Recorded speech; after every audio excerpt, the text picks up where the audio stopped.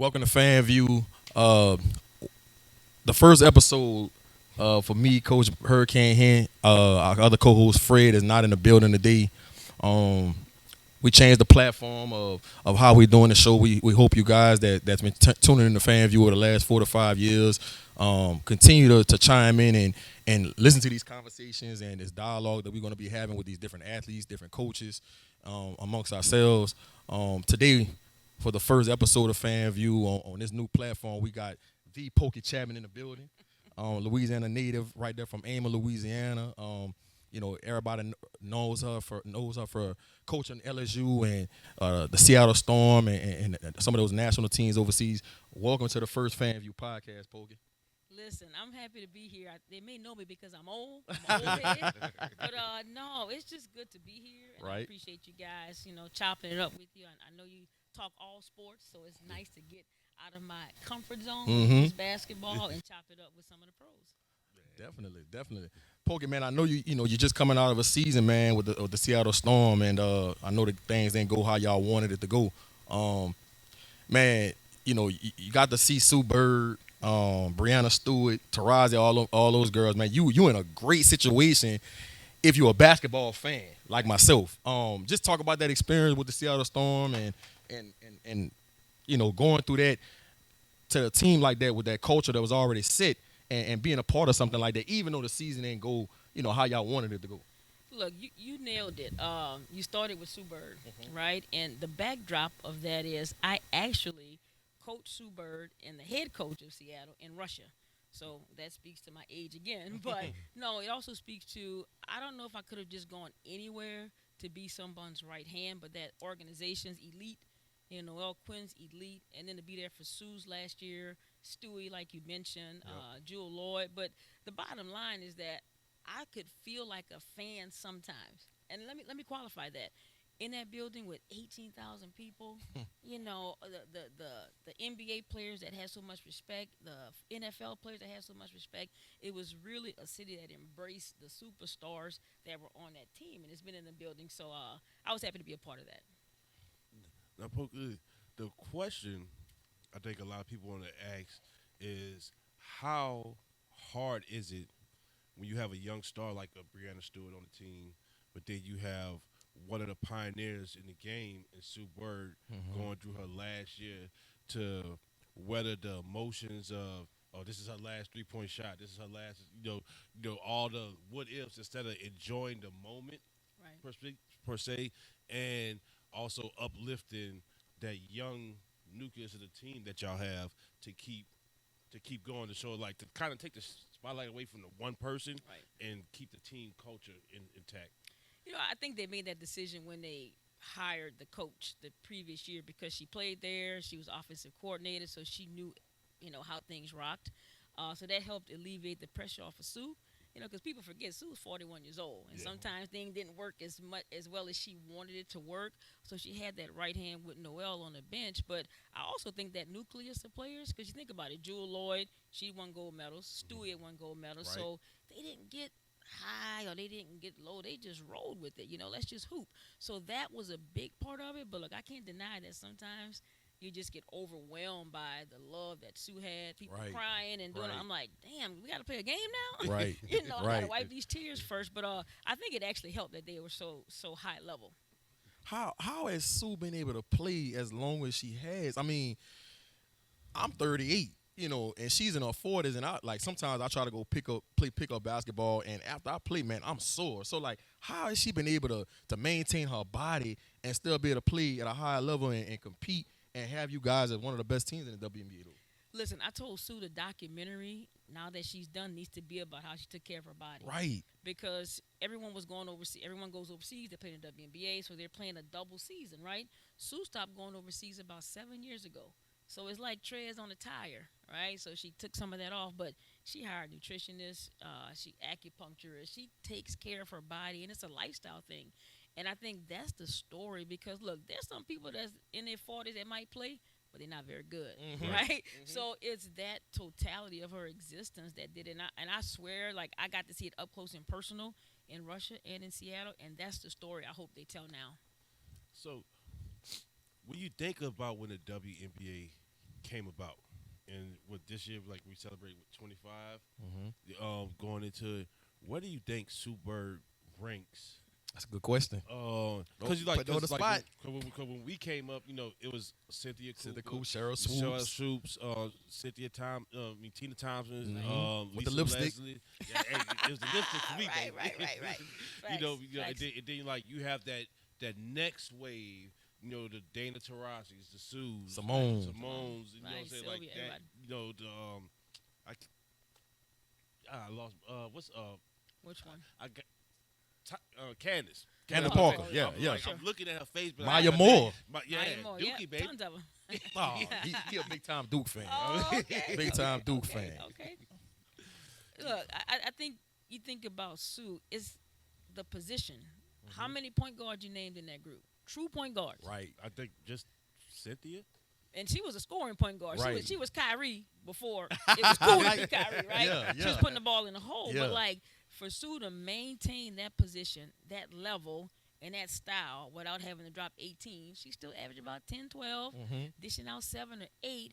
But it was her mind. Like she just quarterbacked everything, offensively, defensively, and that's the part I would call a Rain Man because you could ask Sue about something. I remember we were practicing one day and I wanted to put in something. She said, "Oh yeah, we ran that in Russia." And I was like, "Damn, that was like 9 years ago." Photograph memory. She remembered that, right? Yeah. So I think it's her mind, along with her making up her mind to take care of her body, that helped her stay at the top.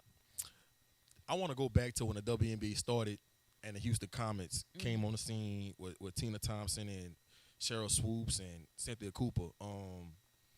I remember how they just dominated the league. And I know it was only about 6 teams, 8 teams back then.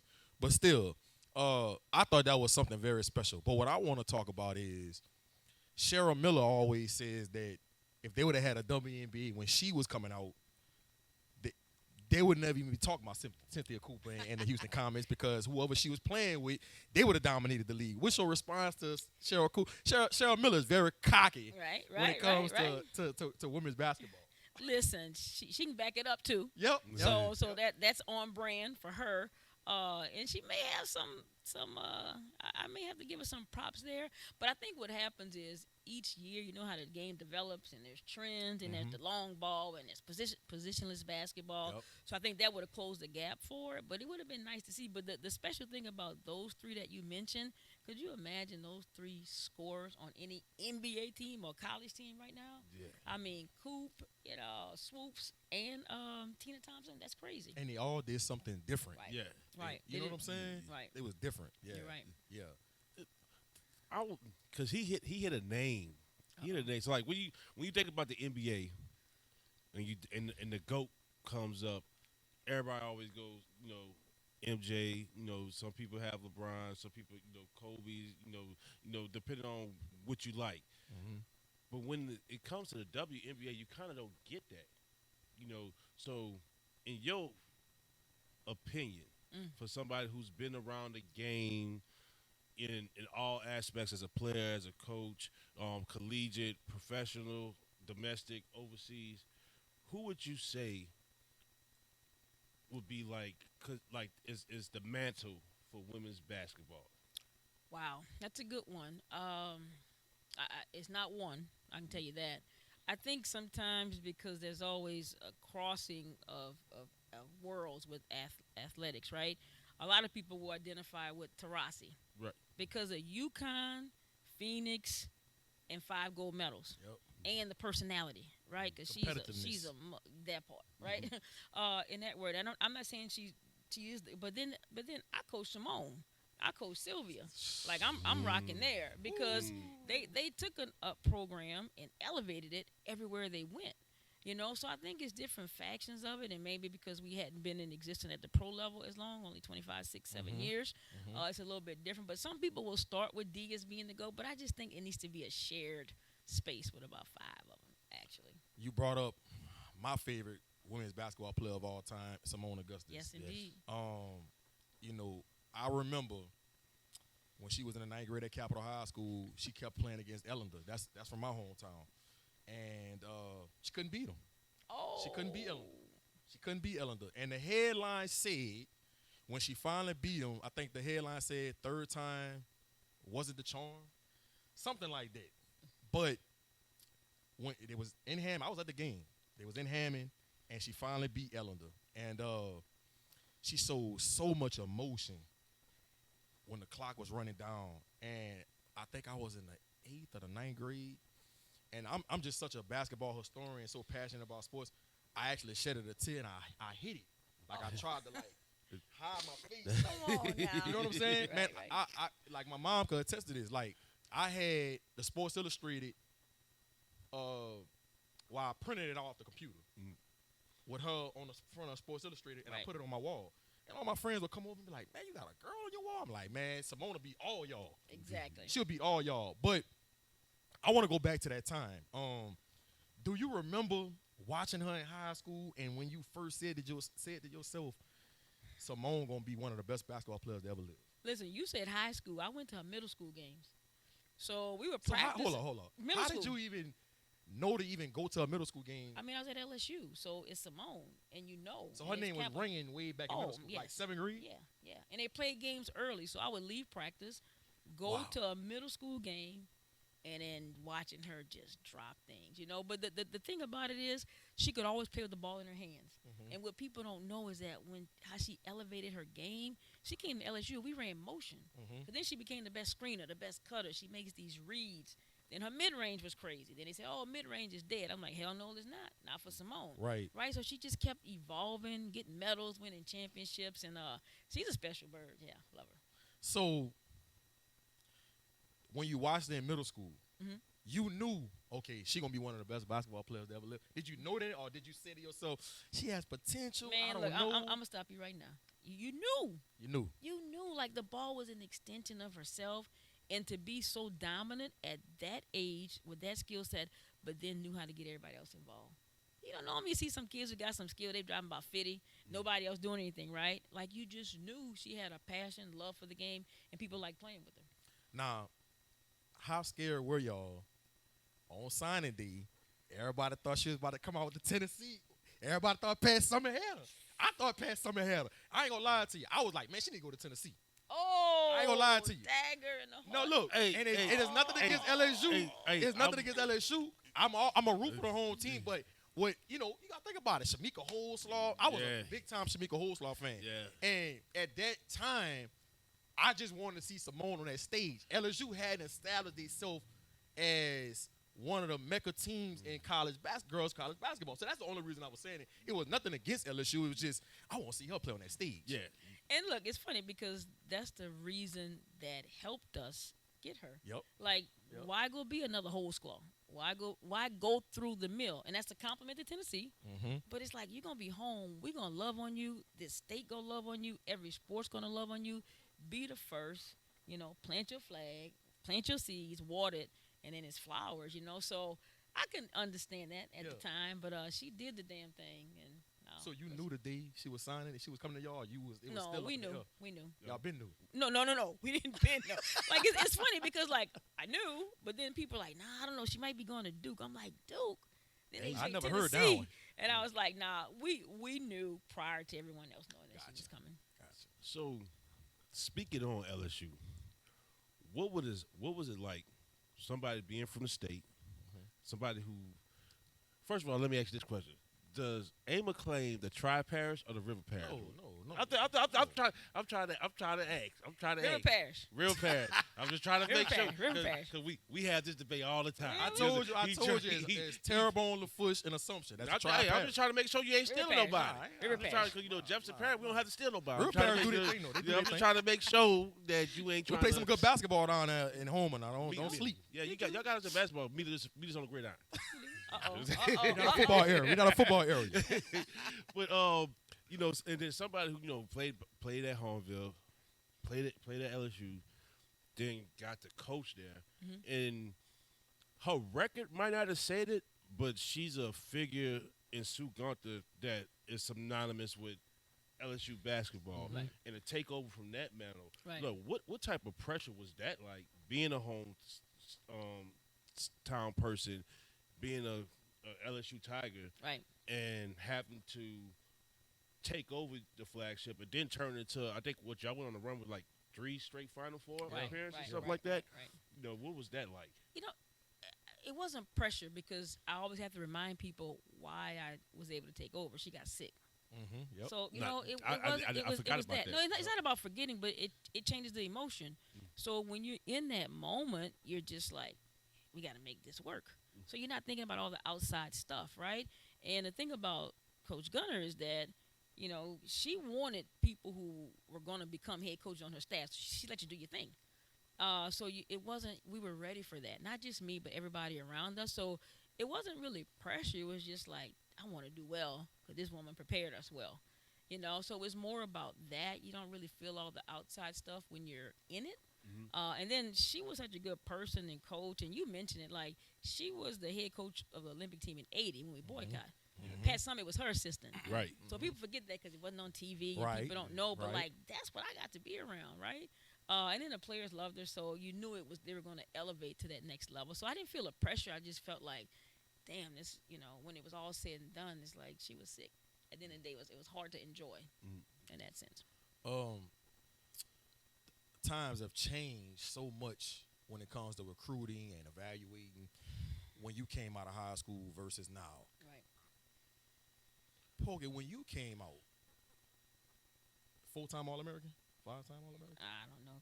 A few. Something like that. A few. No, it was multiple All-Americans coming out of high school. I got a couple in. Yeah.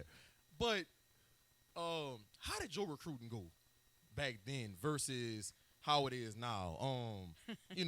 What made you say I'm going to LSU? Did you kind of tinker with any other schools?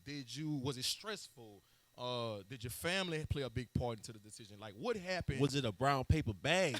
Listen. I wish it was with some NIL deals up in that mug, right? Right. No, But what was the difference between when you was coming out versus how it is today, and how you dealt with it? The short version is we thought it was a lot of pressure, right? All these letters and people calling you, but when I compare it to today, it was a cakewalk basically. But you didn't have all the contact and the phone calls, so you could really become focused on what's involved. Now they can talk to them when they're in the 9th grade. A lot of outside influence. It makes it really, really hard. So a lot easier compared to now. But I like the fact that the game has evolved so much that, I think I read yesterday where South Carolina, every player on the South Carolina women's basketball team is going to have a $25,000 NIL deal, right? Yep. So, you're talking about a brown paper bag. Hell, I just wanted to get a meal, Right. when I went on a visit. But it was, over 300 schools recruiting, but it was very regimented, organized. And sometimes when you're a kid living in a small town, you think, I'm going to go far away, right? You think the grass is greener. Right. Coach Gunn used to always say, the grass is greener my ass. Right. Right. You think right. it is. And then so I ended up wanting to be at LSU because Tech was a big, Louisiana Tech was really good back then. Yeah. And I was like, damn, we can be that here. So I wanted to be a part of something new and special. And then Sue, she was real, and you can't really fake that. So I thought I would go away, but then after my junior year, I knew where I was going. What schools was in the mix? Well, it actually came down to Louisiana Tech. Okay. It really did. Louisiana Tech and LSU. Yeah, Louisiana Tech. That's when and LSU. Louisiana Tech was hot. Yeah. Yeah, and they were having they were hot. Then they had a little bit of a lull, so they were trying to get back on that. But I'm like, it came down to that. But I knew I was going to LSU. So was the AAU scene kind of like big when you was doing your recruitment? It was, but not like now. Like you got these elite, Nike, Under Armour, Adidas. No. Yeah, because I don't think people realize how, just how as much as the women's game grew, how much the AAU, because we had the Park Rec League around here. right. The best of the best make an all-star team and you'll play like that. But now, so as I guess the question would be, when you was recruiting, did you take the AAU circuit, like what kids do at the AAU circuit? Did that hold more weight over what somebody might do in their district in the playoffs or something? Just because it's national talent, you got to see what they do against other top dogs in their perspective? It did. It weighed a little bit heavier because sometimes they can play out of position in high school and then excel. But coming to you, they can't do that. And you're like, no, sweetheart, you're not going to be in the post. You're only 5'11". You're going to be on the perimeter. working on your handles, but also the competition was a lot tougher in AAU. So you got to see him play against the best. But then the next phase of that was you always wanted to go back to their high school to see how they ran things. Like if they were the person in their high school, did they told the mail, were they that lead and all that good stuff. But the AAU was definitely the key. So Definitely. would you? All right. If somebody, let's say they both, there's a kid that averages 25 and 10 Mhm. in high school, like just for their domestic high school, but you got the same kid is another kid that's averaging, let's say, 19, 12, and 8 in any type of capacity on the AAU circuit. Mhm. Which one you coming down to? They both play the same position and stuff like that. Which one is like? It's not the numbers. It's not the numbers. Like the numbers, it's gonna be the eye and gut test and fit test, right? That's so close, and then those numbers may not even mesh in my world. But I would just be impressed by both of them. You know, I would have a problem. We'd have to get in deeper to some character stuff. If they can play multiple positions, like that's a big thing right now. It's Versatility. like, yeah, it's like, can you know, everybody say I can play both. I can play 5 positions. Oh no, they said I can play multiple positions. I said you can play the number of positions you can guard as well. They're always thinking about offense, right? So it comes down to who is, you know, multidimensional. And I mean, that's where the men's game is going, NBA, even our game. Like Stewie, she's a hybrid, right? That's what make us good because she can play 2, 3, 4, and 5 if we go small. So I get 4 and 1. And so as players, remember that, like when we're talking, sometimes I work with some young kids doing some player development stuff. I'm like, work on all that. You know, we can punch into the post one time, get a post move, you know. So the versatility would probably come into play for those two you talked about. I want to talk about your relationship with Dawn Staley, who is, you know, one of my favorite women's basketball players of all time. I feel like back then when Dawn and Rebecca Lobo and Lisa Leslie was coming out and Cheryl Swoops them, like women's basketball was promoted way harder back then. I feel like we knew about the top dogs and some of the best basketball players in the world when it comes to women's back then versus now. Like I still remember when Dawn Staley was on Martin. Yeah. Right. You know, when they played the little 3-on-3 Three, stuff like yeah. that, like Right. that was publicity. Yeah. You know, if you didn't watch women's basketball, you wanted to know who they were after watching that show. So, and I love Dawn Staley because she kind of reminded me of myself in a woman's body because that's kind of how I played the game. Don't take this the wrong way. That's how you look at it. I wasn't even looking. I was seeing my peripheral. But you know that quick. No, you're right. You know, competitive, that bulldog mentality. You know, gotta do a little more because of your size. Right. But I always love Dawn Staley. I love her personality. I love the way she handles the media. You know, when they try to paint certain narratives. But talk about your relationship with Dawn Staley, man, and the success she's having in South Carolina. Who would have thought somebody would have South Carolina as a powerhouse? Listen, you better stop me because I could talk all day about Dawn. No, but to your point about back then, we didn't have as much noise, right? So you knew, right? You didn't. And then when the league first started, it was all this money to pour in. Right. Then it faded because it's a business model of things. But to speak about Dawn, we were with USA Basketball all the time, right? Because we were trying out for teams. So I got closer as a player. But then when she was in college, you know, we got to know her. But probably in the last 10, 12 years, I actually go do some stuff down there with her because I think she's one of the best leaders of the game. For real. You know, and I mean, I think Dawn is wonderful. I mean, we probably talk every week just from the standpoint of picking her brain. She's picking my brain. And I think she's a phenomenal person. When she took that job, I want to say at the time, maybe Alabama and South Carolina was coming open. I remember talking to her, and I said, you know, Alabama is football. I don't care what you do down there. But to fast forward, she can go to South Carolina where a Confederate flag was on the courthouse. To now there's a statue of Asia Wilson on the campus where Asia's grandmother couldn't walk on the campus. Yep. Yeah. Like, that's moving some stuff, right? And I know they hate when I'm like, look, that's reality.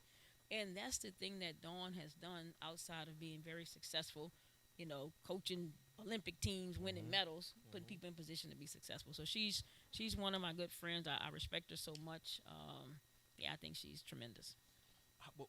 What do you think she did? Like, what is it about her that got her to turn that South Carolina program into a power? Because when she took that job, a lot of people were saying, "What is she thinking about?" Right. Like, that's a that's not a good situation you're going into. Listen, if we were playing spades, which Dawn loves to play, she wants to win at everything.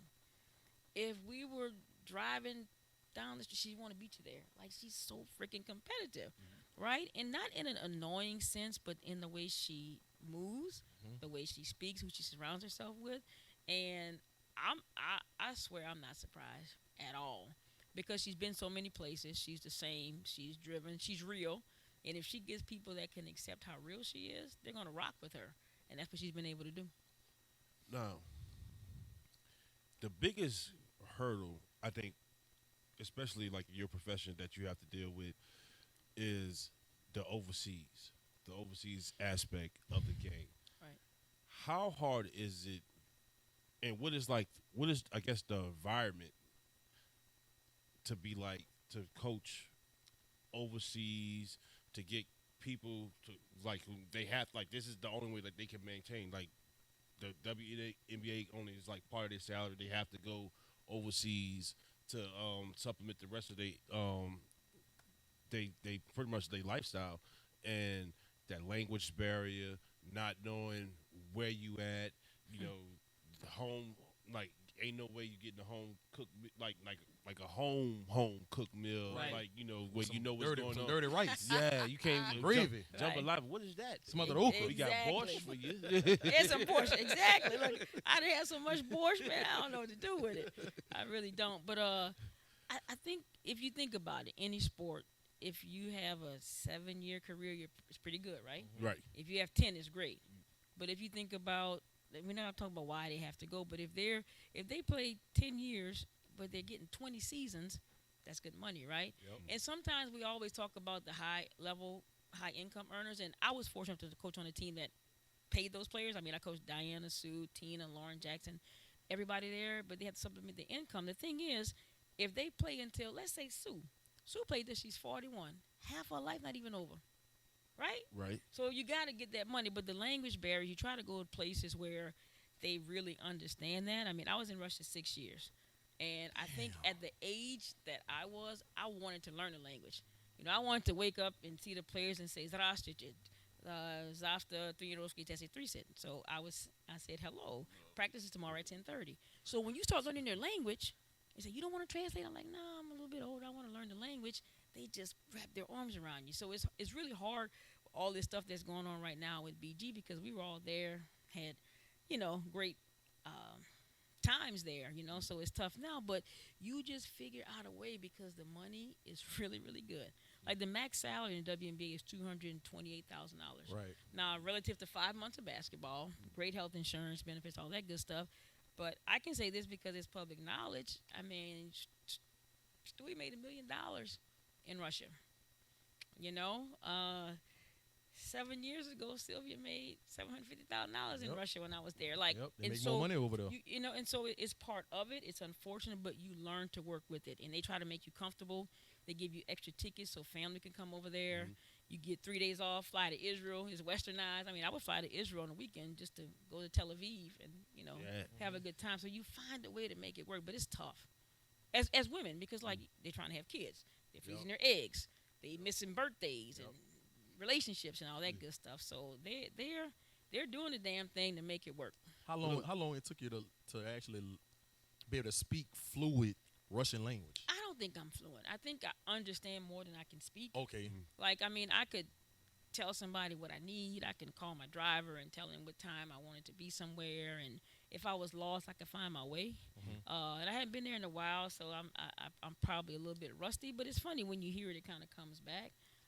But look, when you're trying to survive, it's amazing what you can do, right? Let me learn this damn language in case I'm lost. Real talk. So, having the good for you in Russia, how hard is to watch Brittany Griner go through what she's going through, knowing like it's one of those places like you had good times over there, what I'm saying, good stuff going on, but to see what she's going through and knowing the legal situation and stuff. Yeah, I think there's a long line of people that had a good experience in Russia. A lot of players talk about it. And the thing about sports is that the politics very seldom touch us, right? And so that's what's so tough about this. I mean, BG had been over there forever, was going back over there to play with her team, but it seems surreal. Like when it first happened, it was back in February, and my heart just sank because I can't say this. It's bullshit, really, right? You just assumed she was gonna come home after a couple weeks. Yeah, I feel like if it was like LeBron, but see, like it's hard to say that because they don't have to go over there. Yeah, and it's not even that. It's crazy because she was, I mean, she was traveling back to come to a camp for USA basketball. That's what's crazy, right? So she's coming back to her country to train for the national team. Now she's going back to Russia, and and we can debate all day about a vape, a cartridge, or how much. Don't get me started on that. But at the end of the day, that's someone's daughter. Yeah. That's in a cell about the size Somebody's of a wife. closet. A wife, and it's just like, and then I get emotional because we know BG, right? I mean, she is that human. Yep. So it's really tough, and I think a lot of players are kind of hesitant to go back over there. Right. On the men's side, some went, but you just never know. Yeah. Never know. It's tough. When we talk about, you just said how some players go overseas and they made more money than they did playing for the WNBA. But we talk about somebody like Tia Cooper, right? Who is capitalizing so much outside of the WNBA with so many endorsements and so many different things she's doing to earn different streams of revenue. What's your take on how Tia Cooper has approached, using basketball, using, that to be able to capitalize financially? Yeah, and she's not alone, and I'm glad you brought her up. That's the caveat to keeping other players here. And like it's not going to match the income over there, but you could be home, raise your kids, be with your wife, your husband, your family, and still make $250,000. Then there's other value in that, and that's the part that I like. That's why I want us on television more. That's why I was part of this professional league, Athletes Unlimited, because everything's on TV. Now there's paid sponsorships, and it doesn't sound like a lot of money, but if someone can get $5,000 for making a post, it adds up. Man, look, I made $10,000 my first job.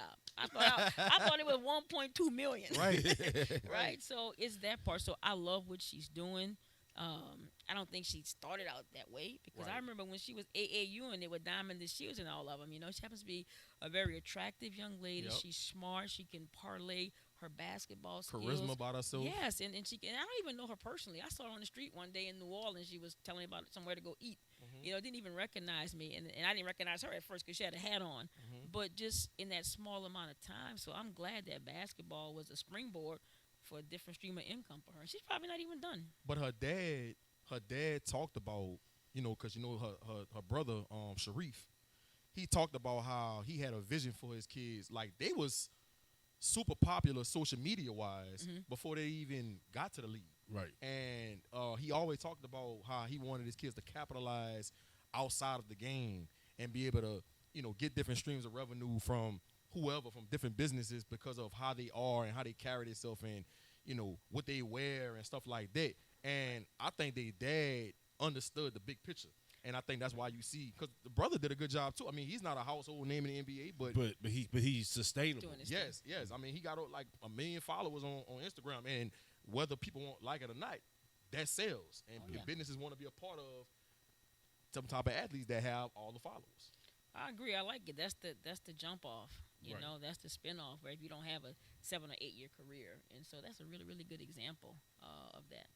Do you think the Sportz management, like the owners, the general manager, do you think they have an issue with all the outside things that Tia Cooper does to make money outside of what they she wasn't with them this past year. Right. That? I don't think so at all because Chinea Gumake is on there, and she's with TNT, ESPN, right, NBA. Right. Like, I think they're Right. okay with that because every time that person's seen, then you're seen.